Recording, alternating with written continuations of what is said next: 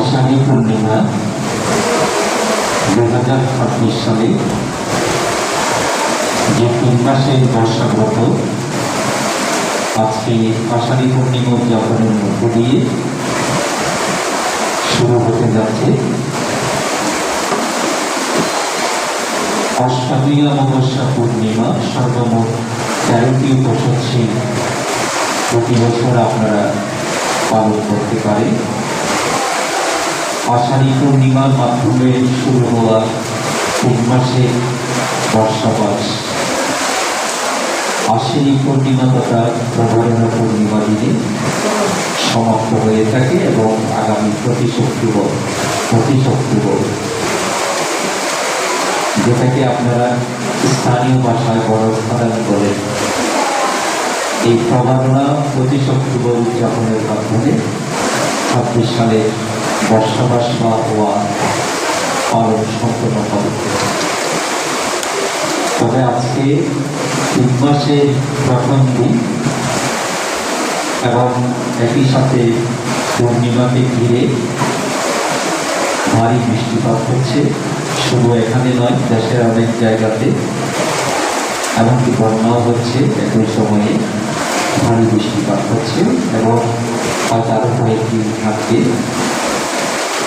যেহেতু শুরু হয়ে গেছে বর্ষাবাস, আমাদের উপাসক উপাসিকেরা সকাল থেকে যারা অষ্টশীলা গ্রহণ করেছেন বরাবরই দ্বিতীয়বার সবাই আগে পরে আপনারা এখানে আসবেন, আসা শুরু করেছেন। প্রতি বছরের মতো বর্ষাবাসে আমাদের নিয়মিত যে ধর্মালোচনা উপসব দিবসে, সেই ধারাবাহিকতায় আজকেও প্রথম দিনের ধর্মদেশনা কিছুক্ষণের জন্য আপনারা শ্রবণ করবেন।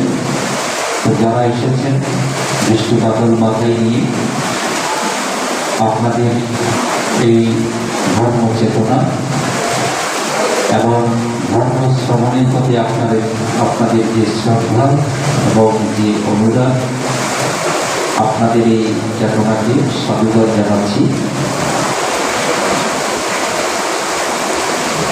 অল্পক্ষণে সারসংক্ষিপ্ত ধর্মদেশনা দান করার আগে বিনম্র শ্রদ্ধায় স্মরণ করছি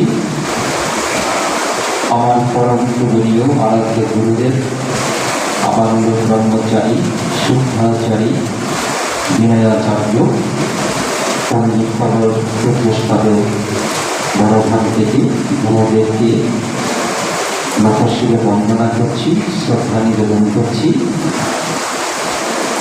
আপনারা যারা উপস্থিত রয়েছেন, যারা হতে পারেননি এবং আশার পথে আছেন, যারা ধর্মের অধীন, জ্ঞাতি ধর্মের অধীন, মরণ ধর্মের অধীন, কর্মফল এবং বিপাকের অধীন আমার জন্মান্তরের জ্ঞাতিবৃন্দ, উপাসক উপাসিকবৃন্দ, আপনাদের সকলের দীর্ঘ জীবন, সুস্থ জীবন কামনায়, সুখী সমৃদ্ধ জীবন কামনায় আমি ভক্তিপূর্ণ চিত্তে আজকের এই পবিত্র আষাঢ়ী পূর্ণিমা দিনে সবার প্রতি আমি ভক্তিময় পুণ্যরাশি দান করছি।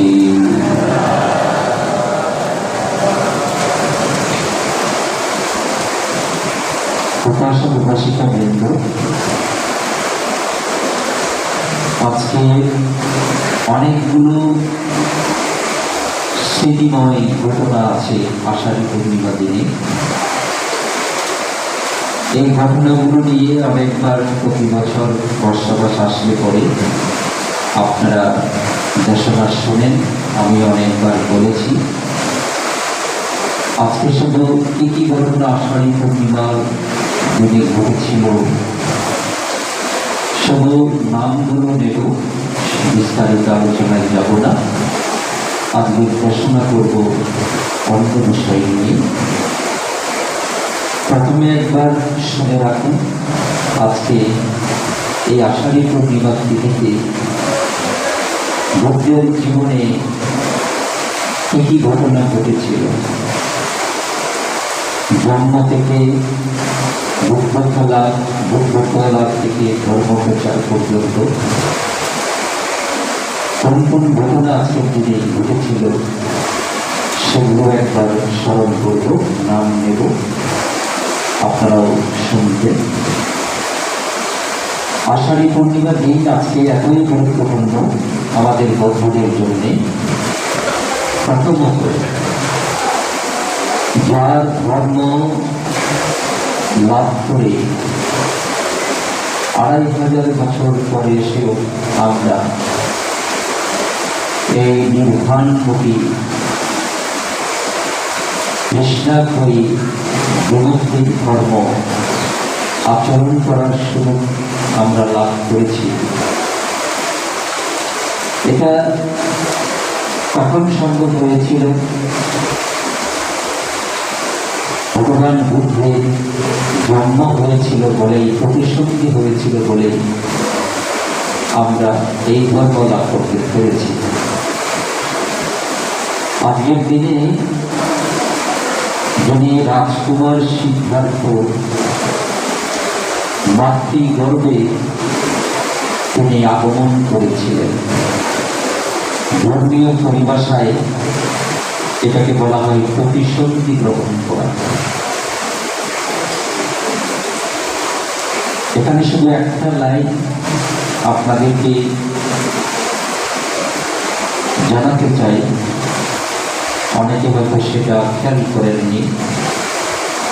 জন্ম আমাদের সবার হয়, আমাদের অনেকে, আমরা যারা এই জীবন লাভ করেছি, জন্ম হয়েছে, এটা একটি চলমান প্রক্রিয়া। কতজন এলো গেল, আরো কতজন আসতে যাবে, কিন্তু একজন বুদ্ধাঙ্কুর ভবিষ্যৎ যখন আসে, তার আশা নিয়ে আমাদের আশা কখনো এক হয়। জন্ম প্রতিসন্ধি তিনিও নিয়েছেন, মায়ের গর্ভে আমরাও নিয়েছি, এখানে সবাই নিয়েছি। তফাৎ কোন জায়গায়? তফাৎ হচ্ছে, খেয়াল করবে, কিছু মানুষ ভেগুরে মারা পড়ে, রাস্তার পর চলছে, নিজের হোশ ছিল না, খেয়াল ছিল না, কোথায় হাঁটছেন, কি রাস্তার উপরে উঠে গেছেন না ফুটপাতে আছেন, নাকি পেছন থেকে গাড়ি চলে আসছে, হোশ থাকে। অনেক সময় কি হয়, দুর্ঘটনায় বেগুনে মারা পড়ে। এরকম অনেক ঘটনা ঘটে যে আমরা জানতাম না এরকম ঘটনা ঘটছে, খেয়াল করলে জানতে পারতাম। এই ধরনের ফলে এটাকে বেগুনে বলে, ঘুরে থাকা, খেয়াল ছিল না, অন্যমনস্ক, বেগুনে মারা পড়ে। আমাদের প্রত্যেকের প্রতিসন্ধিটা সেরকম বেগুনে।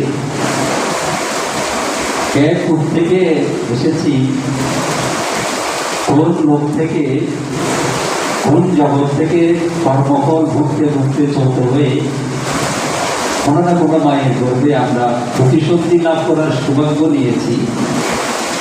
এটা আমাদের ইচ্ছায় জেনে জেনে সচেতনভাবে পরিকল্পিতভাবে হয়নি। আমার আপনার বেলায় সবার বেলায় এমন হয়েছে বেগুনি প্রতিসন্ধি নেওয়া। অনেকে মনে করে মানুষ মরে মানুষ হয়,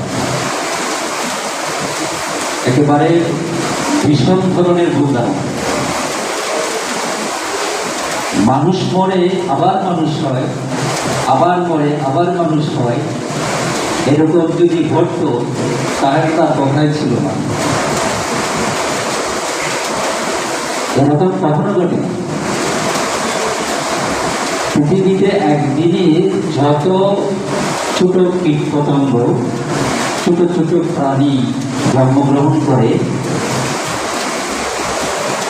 এই বর্তমান বিশ্বে 100 বছরের যে জন্মগ্রহণ করে এখনো বেঁচে থাকা মানুষের সংখ্যা তার চেয়ে অনেক কম।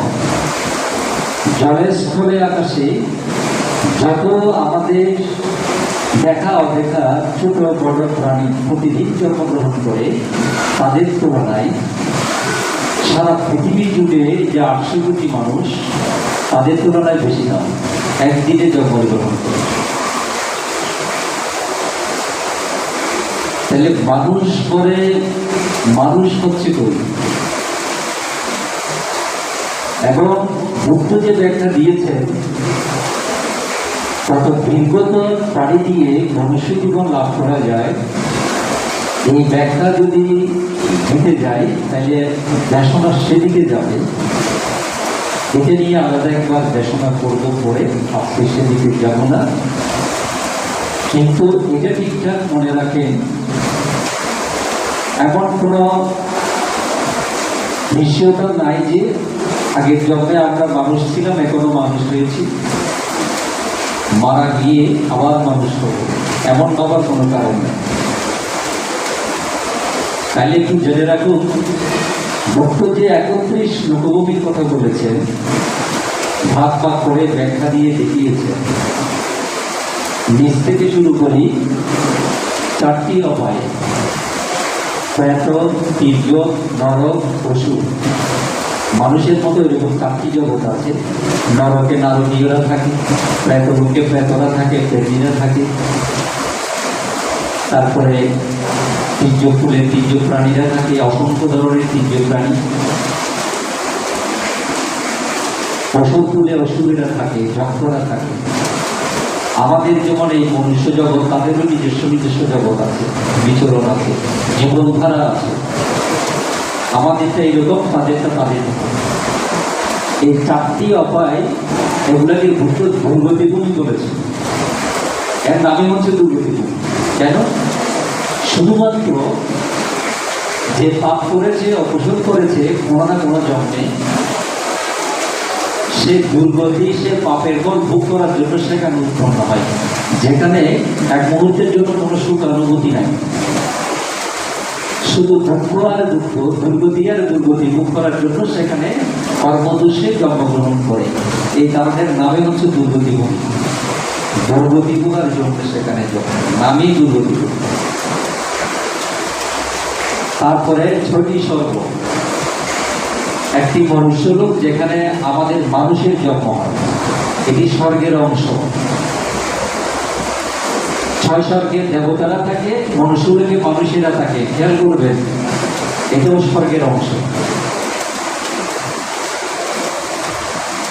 ভূমিবাসী দেবতা, আকাশবাসী দেবতা, ভূমিবাসী দেবতা কোথায় থাকে? আমাদের সাথে, আমাদের ভূমিতে থাকে। তাদের বিচরণ এখানে কেন? আপনি রামুর মানুষ, বাংলাদেশে যেখানে ইচ্ছা আপনি যান, দেশের বাইরেও তো আপনি যান, কারণ এই পুরো বিশ্ব যেখানে ইচ্ছা আপনি যেতে পারেন, কারণ এটা মানুষের বিচরণ ভূমি।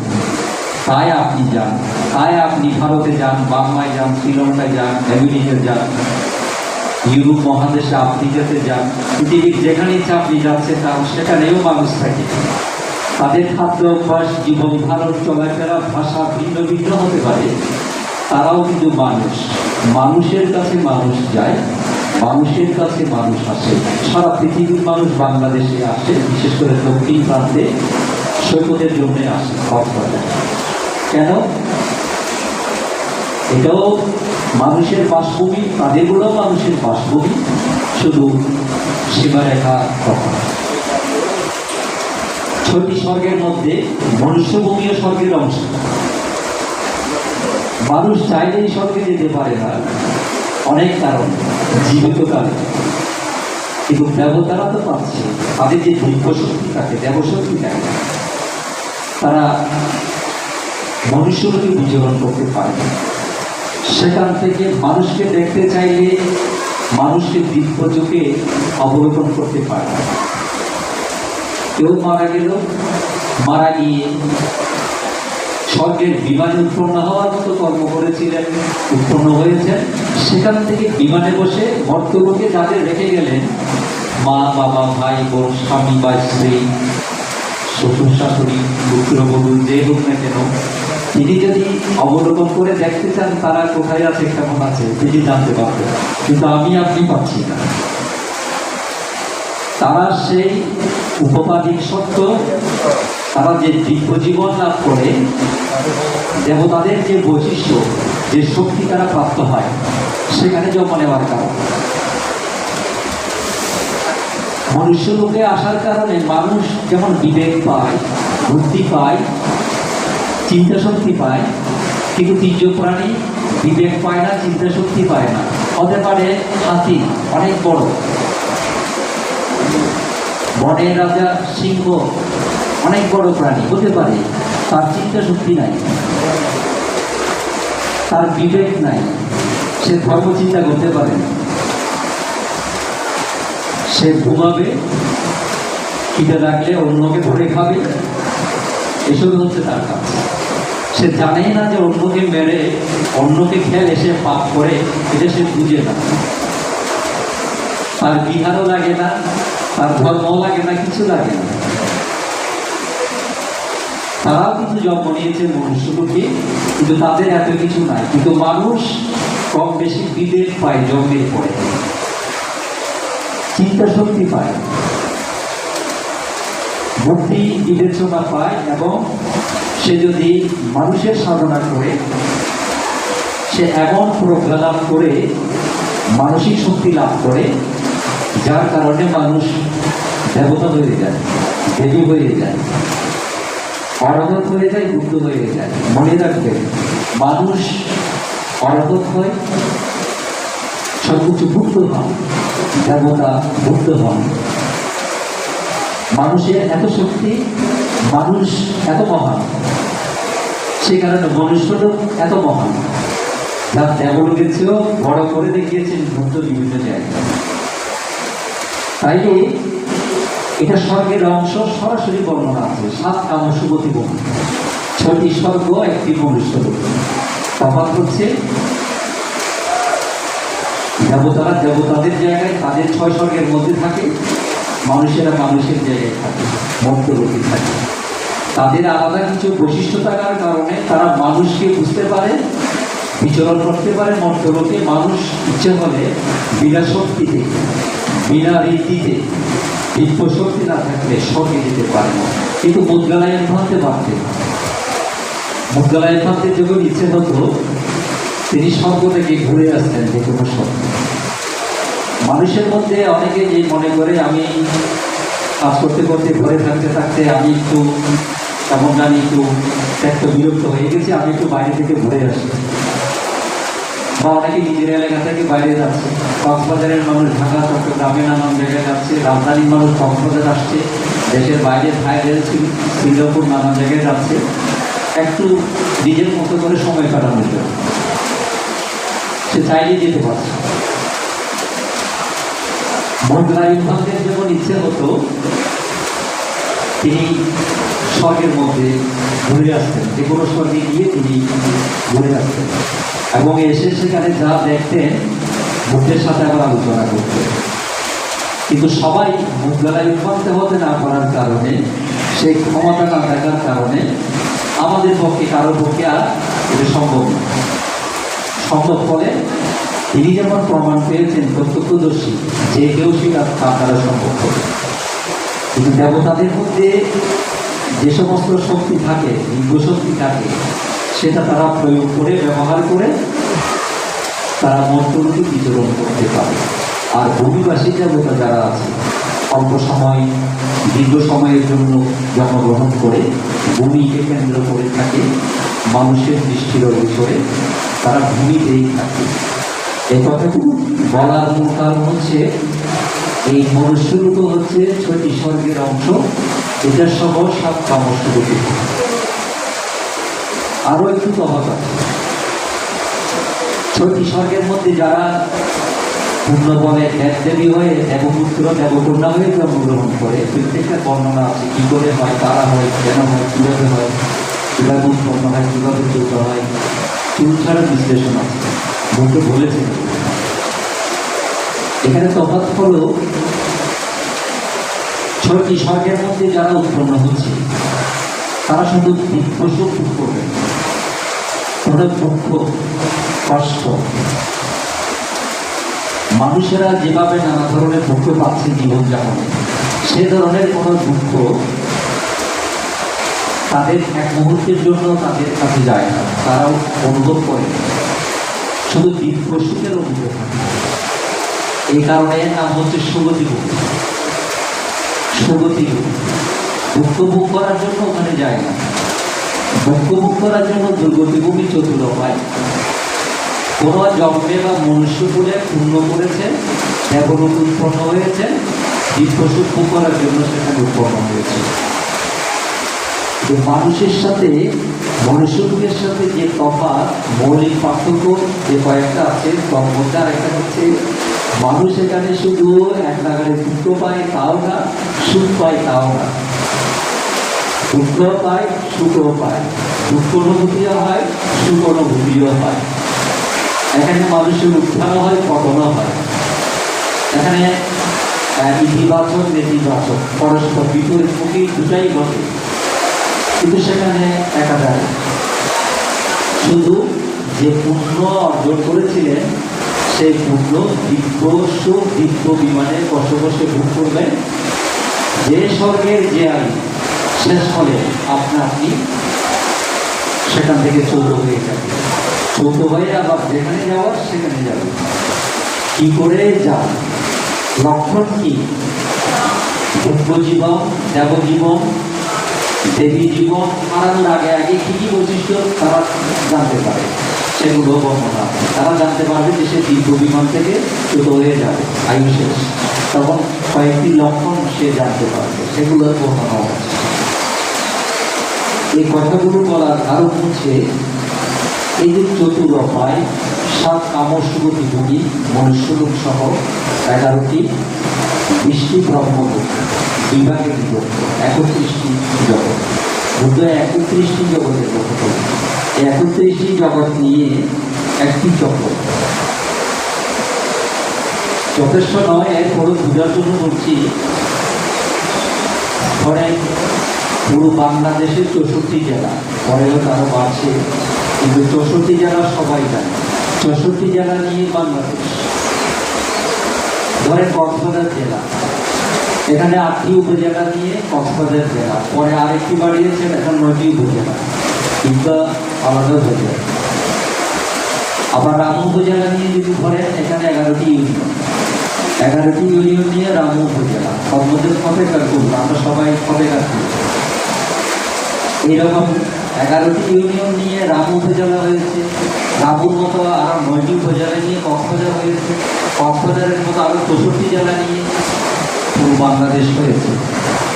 সেরকম একটি চক্রবালের যে ব্যাখ্যা বুদ্ধ দিয়েছেন নিজের জেলের সময় দেখে, এরকম মনুষ্যরূপের মতো আরো 30টি জগৎ, নানান ধরনের সত্য প্রাণী যেখানে যার যার মতো বিচরণ করবে, সেরকম 30টি আর মনুষ্যরূপ 31, এটাকে একসাথে একটি চক্রবাল।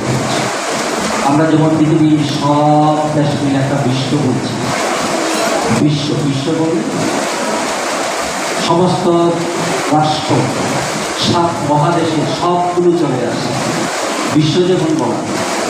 তদ্রুপ একটি চক্রবালের ব্যাখ্যা কিন্তু দিয়েছেন, সেখানে এরকম 31টি জগতের কথা বলেছে। ব্রহ্মদের আছে, দেবতাদের আছে, মানুষের আছে, তারপরে চতুর উপায়ের সত্যগণের জন্য তাদের আলাদা জগৎ আছে। এরকম বুদ্ধ এরকম একজন সম্যক সম্বুদ্ধের যে বুদ্ধচক্ষু ছিল, 5 প্রকার চোখের কথা বুদ্ধ বলেছে। বুদ্ধচক্ষু দিয়ে এরকম 10,000 চক্রবার একসাথে দেখতে পেত। 31টা যে জগতের কথা এখন শুনলেন, ব্রহ্মভূমি, দেবভূমি, মনুষ্যভূমি, চতুরপায় ভূমি, 31টা মিলে একটি চক্র। সেরকম 10,000 চক্রবার একদম সম্ভব সম্পূর্ণ। তিনি যদি দেখতে চান ধ্যানে বসে, একসাথে তিনি বসে 10,000 চক্রবার কোথায় কে আছে, কেমন করছে, কি না করছে, কে কোথায় যাচ্ছে আসছে, প্রত্যেকে জন্ম নিচ্ছে, কোথায় যাচ্ছে, আবার প্রত্যেকে ছোট হচ্ছে, বিচ্যুত হচ্ছে, কে কি ভাবছে, একজন সম্পূর্ণ। সেরকম 10,000 চক্রবারের সত্যগণের গতিগতি, চিন্তা ভাবনা, যাওয়া কাজকর্ম তিনি দেখতে পাবেন একজন সম্পূর্ণ। 10,000 রতনসূত্রে বুদ্ধ বলছেন কোটি সাতা সাহাসে চাক্কাওয়ালে সুদে, সেরকম কোটি শত সহস্র চক্রবারের সংখ্যা আছে, কোটি হাজার। একজন সম্পদ সম্পূর্ণ সেখান থেকে কোটি হাজার একসাথে নয়, সর্বোচ্চ 10,000 চক্রবার একসাথে দেখতে পারে, জানতে পারে। একজন ধরেন গৌতম সম্পদ সম্পূর্ণ, আমরা যে সময়ে আমরা যারা, আপনারা যারা ধরেন গৌতম বুদ্ধ, সেরকম 10,000 চক্রবার একসাথে অবলোকন করতে পারে, জানতে পারবে। সেরকম বুদ্ধ বলছেন কোটি শত সহস্র, কোটি শত হাজার চক্রবার আছে, যা মানুষের অজানা, মানুষের অজানা। আজকে দেখেন বিজ্ঞানীরা এক একটা গ্রহ মাঝে মধ্যে আবিষ্কার করেন, এক একটার বয়স বলে 5,000 বছর, 500 কোটি বছর, 100 কোটি বছর বলছেন। এক একটা গ্রহেরাই অনেকের মাথার উপর দিয়ে চলে যাবে এইসব বিষয়, তাদের বিশ্বাসই হবে না। একটা গ্রহের আয়ু কেমনে 500 কোটি বছর হয়, 1,000 কোটি বছর হয়। এখন বিজ্ঞানীরা বলছে যে গবেষণা করে অস্তিত্ব কত আগে। সেরকম গবেষণা করতে করতে যদি পাগল হয়ে যায়, যারা আদি অন্তহীন এই সংসার, বুদ্ধ বলেছে আদি অন্তহীন শুরু শেষ সে খুঁজে পাবে। মানুষের যে সাধারণ জ্ঞান, সেই জ্ঞানে এই রহস্যময় আদি অন্তহীন এই সংসারে সে আদি অন্তহীন কখনো খুঁজে পাবে না। সে হয়তো হাজার হাজার বছর পেছনে যাবে, কোটি কোটি বছর পেছনে যাবে, জানতে পারবে এর অস্তিত্ব ছিল। সেরকম আরো কত লক্ষ কোটি পেছনে আছে, সেটা তার পক্ষে জানা সম্ভব। এই কারণে বুদ্ধ বলেছেন আদি অন্তহীন এই দুঃখময় সংসার। তো এই 31টি লোকভূমি, এই 31টি লোকভূমির যে ব্যাখ্যাটা দিলাম, এই ব্যাখ্যাটা দিয়েছি একটা কারণ। আমার দেশনার যে বিষয়বস্তুটা সংক্ষেপে একটু বলে শেষ করব। এই যে বর্ষাব্রত প্রতি বছর আমরা একটা করে পাই, এই একটা করে বর্ষাব্রত আমরা যারা পাচ্ছি, যারা পেয়েছেন, বা অনেকে যারা গত বছর ছিল এবছর নাই, বা বেঁচে আছে পালন করার অবস্থায় নাই, এরকম অনেকে থাকতে পারে। কিন্তু আমরা যারা লাভ করেছি, আগামী বছর 27 সালে লাভ করবেন কিনা? 28 সালের কথা পড়ে, 27 সাল এখনো পড়ে আছে, 26 সাল রক্তে। আগামীকাল সকালে, আজকে রাতের কোনো নিশ্চয়তা নাই। 2 ঘন্টা পরে আপনার জন্য বা কারোর জন্য, আমার জন্য কি অপেক্ষা করছে আমরাও জানি না। এমনকি 2 মিনিট পরে কি হবে সেটাও জানবেন। এতটাই অনিশ্চিত। তাইলে নিশ্চয়ই 26 সালের বর্ষাব্রত ওয়াজ এবং পালন করার সুযোগ পেয়েছেন। সেটা কত বড় সুযোগ পেয়েছেন সেটা অত মনে রাখা উচিত, সেটা অত ভালো করে মাথায় রাখা উচিত। তখন না আপনি এই বর্ষাবাসকে পালন করার সুযোগ সৌভাগ্য যে লাভ করেছেন, এটার মূল্য আপনি বুঝবেন। যদি সেটা চিন্তা করতে না পারেন যে আপনার মতো অনেকে তো পাচ্ছে না নানান কারণে, আপনি পেরেছেন, তখন আপনি সে চিন্তা মাথায় আসলে তখন না আপনি বুঝতে পারবেন যে আপনি কত বড় মূল্যবান সুযোগ আপনি লাভ করেছেন, এটাকে আপনি কিভাবে ব্যবহার করবেন। 13টি যে উপসব বাকি আরো 12টি আছে, আপনি কি করে এগুলাকে যত্ন করে পালন করবেন সেটা তখন না আপনি চিন্তা করতে পারবেন, সিদ্ধান্ত নিতে পারবেন। এর আগে তো আপনি পারবেন না। তো যা তাহলে আমি এটা বলছি, এখন একদিকে প্রতিশ্রুতি গ্রহণ করা, অর্থাৎ আমার আপনার মতো বগুড়ে তারা মায়ের গর্ভে আসে না, কোন মায়ের গর্ভে আসবেন সেটা আগে ঠিক করবেন, কোন পিতার ঘরে আসবেন সেটা আগে ঠিক করবেন, কোন বংশে তিনি আসবেন সেটা আগে দেখবেন, কোন সময়ে আসবেন সেটা আগে দেখবেন, তার আশপাশে কারা থাকবেন, সেরকম জন্ম নিয়েছে কিনা, তার পারমিট পূরণ করেছে কিনা সেগুলো দেখবেন। এইসব বিষয় দেখে তুষিত স্বর্গ থেকে দেবপুত্র জীবন ত্যাগ করে এই মর্তলোকে মায়ের গর্ভে সজ্ঞানে পরিকল্পিতভাবে ভাবে জেনে শোনে ভবিষ্যৎগণ প্রতিসন্ধি গ্রহণ করে। এটা আর কারোর সাথে মিলে, সেটা আমি আপনি যারা প্রতিসন্ধি গ্রহণ করেছি আমাদের দ্বারাই হয়নি। ওই যে স্বর্গের কথা, চতুর্পায়ের কথা বলছি না, আমরা কি প্রেতলোক থেকে চ্যুত হয়ে কর্মফল ভোগ করে মানুষ হওয়ার পূর্ণ ছিল মনুষ্যলোকে এসেছি সেটাও জানি না। তীর্যকুলে ছিলেন, সেখানে কর্মফল বিপাক ভোগ করা শেষ হয়েছে, মানুষ হওয়ার পূর্ণ ছিল, আবার মনুষ্যলোকে এসেছি কিনা সেটাও জানি না। নরকে ছিলাম, নানা ধরনের নরক আছে, নরকের যন্ত্রণা কর্মবিপাক ভোগ করতে করতে করতে এই সময়ে এসে বিপাক ভোগ করা শেষ হয়েছে, সেখান থেকে মুক্ত হয়ে ওই যে আবার মনুষ্যরূপে আসার পূর্ণ ছিল, সে নরক থেকে চ্যুত হয়ে মায়ের গর্ভে আসলাম কিনা সেটাও আমরা কেউ জানি না। এর আগে কি ওষুধ তুলেছিলাম, যক্ষরোগে ছিলাম, কর্মবিপাক শেষ হয়ে আবার মনুষ্যলোকে আসার মতো পূর্ণ ছিল, সেখান থেকে চ্যুত হয়ে মায়ের গর্ভে এসেছে কিনা সেটাও আমরা জানি না, কেউ আমরা জানি না। অর্থাৎ বুদ্ধ বলছে চতুরোপায় থেকে মুক্ত হয়েও মায়ের গর্ভে আসে। আবার যুতি পড়ায়ও এমন পূর্ণ করেছিলেন, মৃত্যুর পরে দেবলোকে উৎপন্ন হয়েছে,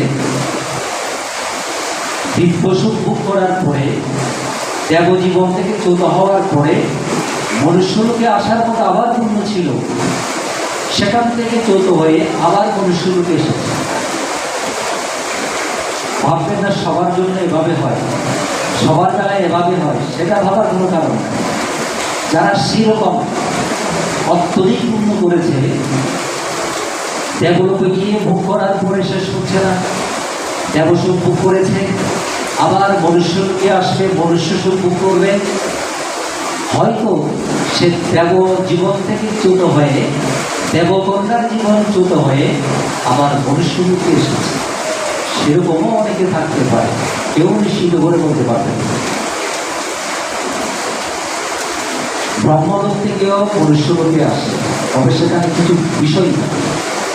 যে মোগলায়ন ভান্তের কথা বলছি, মোগলায়ন ভান্তে ঋদ্ধিশ্রেষ্ঠ বুদ্ধের শিষ্যের মধ্যে ওনার মতো ঋদ্ধিমান মোগলায়ন ভান্তে আর কেউ ছিল না। তো তিনি ব্রাহ্মণ পরিবারের ছিল, যে কথা অনেকে জানেন না। মোগলায়ন ভান্তে জানেন, তিনি কোথা থেকে এলেন এটা অনেকে জানেন না। সারিপুত্র ভান্তে বুদ্ধের ধর্মসেনাপতি একজন ছিলেন, তিনিও ব্রাহ্মণ ঘরের সন্তান, মায়ের নাম সারি ব্রাহ্মণ, ঘোর ব্রাহ্মণ পরিবারের সন্তান। এরা প্রত্যেকে ব্রাহ্মণ পরিবারে জন্ম নিয়েছিলেন, বিদ্যা দৃষ্টি নিয়ে তাদের জীবন ছিল। পরবর্তীতে বুদ্ধের সান্নিধ্য লাভ করার পরে জন্ম জন্মান্তরের যে পারমি পূরণ করেছিলেন, অগ্রশ্রাবক হবে, ধর্মসেনাপতি হবে, এই যে পারমি পূরণ করেছিলেন, সেই পারমির টানে অতীত জন্ম জন্মান্তরের প্রার্থনা অনুযায়ী গৃহজীবন থেকে তারা পরবর্তীতে এই জীবনে এসেছিলেন। কিন্তু প্রত্যেকে মোগলাই ভান্তে বলেন, ধর্মসেনাপতি সারিপুত্র ভান্তে বলেন, ব্রাহ্মণ পরিবারে জন্ম হয়েছে। মোগলাই ভান্তে সোজা ব্রাহ্মণ থেকে যুত হয়ে উৎপন্ন হয়েছে। মোগলাই ভান্তের যে আত্মজীবনী আছে, আমাদের উপাসক উপাসিকারা, ভাই বোনেরা যাদের অক্ষর জ্ঞান আছে, তাদেরই তো বেশিরভাগ বইপত্র পড়েন না। বইপত্র পড়লে উপাসিকা বিশাখার জীবনী, ক্ষেমা, উত্তরকন্যা, পড়াছাড়া, ফেরি ফেরি ফেরি করে শুধু এত বড় বইও আছে একটা। উপাসিকাদের মধ্যে কে কিরকম করে কোথায় জন্ম নিয়েছিলেন, কি করে পরে তারা ভিক্ষুণী হলেন, কি করে অরহত হলেন, মার্গ লাভ করলেন, এক একজন এত বড় বড় সংসারী, এগুলো যদি পড়তেন আরো অনুপ্রাণিত হতেন।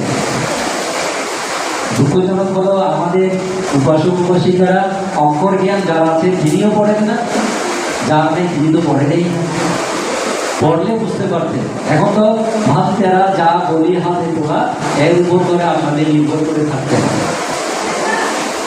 বইয়ের অভাব তাও না। এই যে 3 তলায় 15 সালে এত কষ্ট করে ভিডিও বাইন্ডিং করেছিলাম, 7-8 লক্ষ টাকা খরচ হয়েছিল, শুধু 1 লক্ষ টাকার বইও কিনেছিলাম, প্রথম আলোর মাধ্যমে করিয়েছিলাম। দুজনও তো উঠে না বই পড়ার জন্য, একটা বই নিয়েও যায়। কেউ যদি একটা নিয়েও যায়, ফেরত দেয় না, 2 পৃষ্ঠা পড়েও না। এই হচ্ছে অবস্থা। যদি পড়তেন, যেমন এখন বর্ষা মাস, সময় অন্য সময় না পেলেও এখন পেতেন, চাইলে দেশনা প্রকাশ করেছিলেন, প্রথম জগতে দেশনা করেছিলেন, সে দিনও ছিল আজকের আষাঢ়ী পূর্ণিমা। কতগুলো ঘটনা দেখতে পাচ্ছি। প্রতিসন্ধি নেওয়া, সংসার ত্যাগ করা, তারপর বুদ্ধ হওয়ার পরে ধর্ম দেশনা প্রথমকালের মতো করা, আষাঢ়ী পূর্ণিমা দিনে হয়েছে। আরও ঘটনা ঘটেছিল আষাঢ়ী পূর্ণিমা দিনে। ওই 5 জন যে ভিক্ষুকে প্রথমে ধর্মদেশনা পঞ্চবর্গীয় শিষ্য, যারা পণ্ডিত, বপ্প, বজ্রীয়, মহানব, অষ্টদূত, যে পঞ্চবর্গীয় শিষ্য নামে জগতে খ্যাত, এই প্রথম 5 জন নিয়ে সংগঠিত হয়েছিল, ভিক্ষু সংগঠিত হয়েছিল। পরবর্তীতেও লক্ষ লক্ষ হয়েছে এই সংখ্যা, কিন্তু জগতের প্রথম এই 5 জন কিন্তু নিয়ে বুদ্ধ সংঘ প্রতিষ্ঠা করেছিলেন। প্রথমে বুদ্ধ আবির্ভূত, তারপরে তার মাধ্যমে ধর্মের প্রবর্তন, ধর্ম আবিষ্কৃত হওয়ার পরে এই প্রথম একদিকে সেই ধর্ম প্রচার করছে, আরেকদিকে সংঘ প্রতিষ্ঠা করলেন। আষাঢ়ী পূর্ণিমা যে সঙ্গের কথা আজকে আপনারা বলেন,